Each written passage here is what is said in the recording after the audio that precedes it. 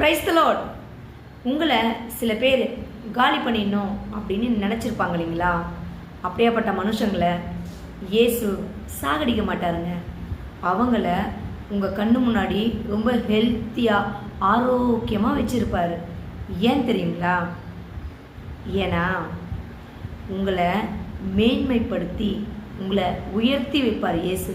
அதை அந்த மனுஷங்க பார்க்குறதுக்காக அவங்கள ஆரோக்கியமாக வச்சுருப்பார். ஆனால் நம்ம என்ன நினைப்போம்?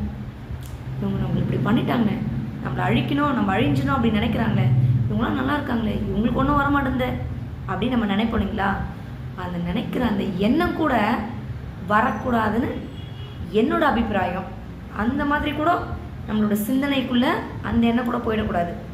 ஏன்னா இப்படிப்பட்ட மனுஷங்க முன்னாடிலாம் நம்மளை அவங்க சுற்றி இருக்கவங்க எல்லாரும் பார்க்குற அளவுக்கு, அதுவும் அண்ணாந்து பார்க்குற அளவுக்கு நம்மளெல்லாம் உயர்த்தி மேன்மையாக வைக்கிறவர் தாங்க இயேசு கிறிஸ்து.